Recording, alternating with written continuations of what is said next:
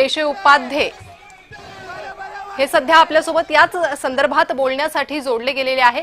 केशव उपाध्येजी, जय महाराष्ट्रमध्ये आपलं स्वागत। आपण पाहतोय मुंबईत भाजप शिवसेना एकत्र लढत असताना एका प्रभागामध्ये मात्र काहीसं वेगळं चित्र पाहायला मिळालंय। भाजप कार्यकर्त्यांनी शिवसेनेच्याच विरोधात घोषणाबाजी केली आहे। कसं पाहतायत या चित्राकडे? नाही, खरं म्हणजे हा स्थानिक ठिकाणचा प्रश्न आहे। भारतीय जनता पार्टी आणि शिवसेना एकत्र लढतायत, त्यामुळे हा विषयच एकत्र येत नाही। अशा प्रकारच्या काही घोषणा तुम्ही म्हणता दिल्या जाण्याच्या, जर असं काही घडलं असेल तर नक्की त्याचे दोन्ही पक्ष दखल घेतील आणि भविष्यात अशा घटना घडणार नाही त्याची काळजी घेतील।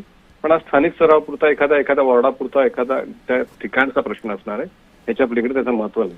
मात्र केशवजी, यामुळे कुठेतरी युतीत मिठाचा खडा पडण्याची शक्यता आहे आणि कार्यकर्त्यांमध्ये नाराजी वाढू शकते, असं नाही वाटत? मिठाचा खडा काय, मिठाचा कण सुद्धा पडणार नाही, कारण हा एका अत्यंत छोट्या स्वरूपाचा एखादा वॉर्डातला एखादा छोटासा विषय आहे। याचा आणि काही युतीमध्ये काही प्रश्नच येत नाही।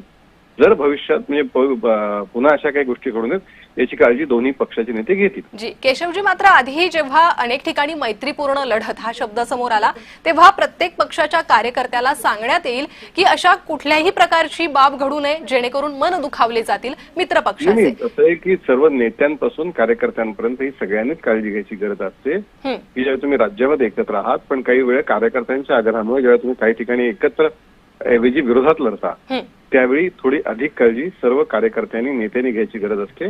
टीका करताना ती टीकेचा एक संयम पाळावा लागतो। मला असं वाटतं की तो सर्व पक्षाच्या सर्व ज्यांच्या अशा मैत्रीपूर्ण लढती सुरू आहेत तिथे सर्वांनीच अशा प्रकारची काळजी घेण्याची गरज आहे। मग तशा सूचना केशवजी या कार्यकर्त्यांनाही देण्यात येतील? मला असं वाटतं देवेंद्रजींनी स्वतः या विषयाचा आदर्श पायंडा दिला की ते निवडणूक प्रचारात फक्त विकासावरती भाषण करतात। त्यामुळे मला असं वाटतं की हा आदर्श पायंडा आहेच आहे, तो पायंडा भारतीय जनता पार्टीचे कार्यकर्ते काय सर्वच पक्षाच्या कार्यकर्त्यांनी तो पाळला पाहिजे।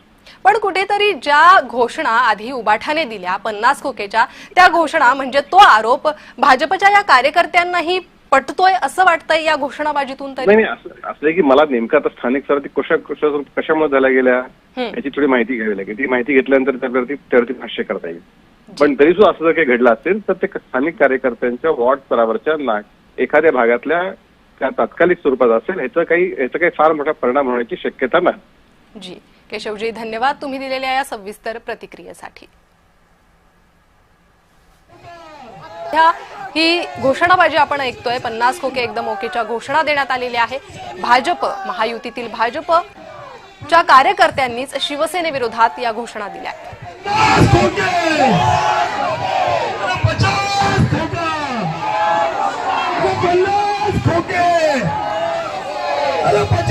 खोके